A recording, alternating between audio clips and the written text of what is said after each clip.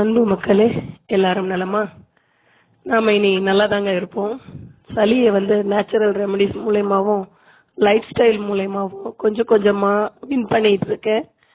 Body heels it self என்ற naturopathy தத்துவம் என்ன சொல்ல வருதுன்னா, கருத்து what I am saying is, என்னம்மா மொட்டை ராஜேந்திரன் மாதிரி பேசிட்டு மொட்டை தலைக்கும் முழங்காலுக்கும் முடிச்சு போடுற அப்படிங்கிற மைண்ட் வாய்ஸ் எனக்கும் கேட்கிறது. வெயிட் பண்ணுங்க.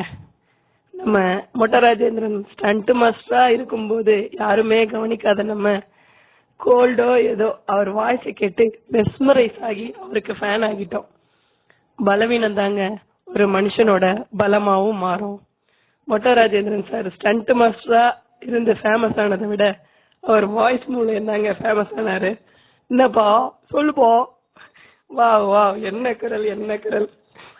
அந்த மாதிரி நம்ம நல்லாண்டார் தாத்தா கடைசி விவசாய படத்துல 84 வயசு ஆகியும் கால் வலி, கை வலி, முழங்கால் வலி ஒன்னும் சொல்லாம அவரின் வாழ்க்கையை சூரிய உதயத்திற்கு முன் ஆரம்பித்து சூரிய அஸ்தமனத்தில் ஓய்வெடுக்கும் வழக்கத்தை ஃபாலோ செய்தார். அவர் உணவும் பாருங்க, எளிமையா சுடுசோறு கஞ்சியும் சோறுக்கு தொட்டுக்க ஏதாவது ஒண்ணு எடுத்துக்கிட்டு மனுஷன் நல்லா தான் வாழ்ந்திருக்காரு.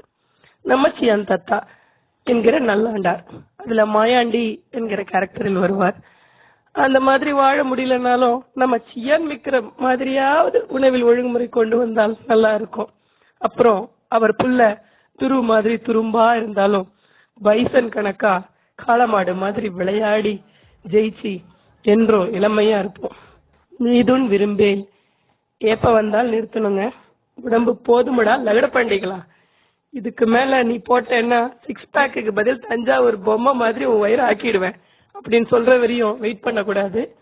செரிக்கப்படாத உணவு கழிவுப் பொருட்களாக உடலில் தங்கி சளியை உருவாக்கி சளி கழிவு தேக்கம் மூலம் பாக்டீரியா, வைரஸ், ஃபங்கஸ் உற்பத்தி ஆகின்றது. இது எப்படின்னா, ஒரு மாசம் பருப்பு டப்பாவை திறக்காம வச்சு பார்த்தா வண்டோ புழுவோ நம்ம பார்ப்போம் இல்லையா? ஏரோபிக் அண்ட் அனரோபிக் கண்டிஷன்ல, காற்று உள்ள மற்றும் காற்று இல்லாத கண்டிஷன்ல நுண்ணுயிரிகள் சளி தேக்கத்தில் நர்த்தனம் ஆடுங்க. பின்பு வளர்ந்து பாடாய் படுத்துங்க. சொந்த செலவுல எதுக்குங்க நமக்கு சூனியம்? இது தேவையா சொல்லுங்க? வயிறு பசிச்சா அடுத்த வேளை உணவு எடுத்துப்போம். அதுவரை வெயிட் பண்ணுங்க.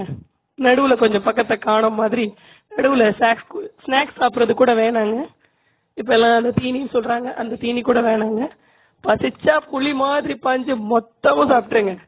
அடுத்த வேட்டைக்கு புலி பசிச்சாதான் செயல்படும். அதுவரை ஓய்வோ வேலையோ செய்யுங்க. அடுத்த வாரம் வலி நல்லது ஏன் என்ற தலைப்பில் பார்ப்போம். டடா பாபா.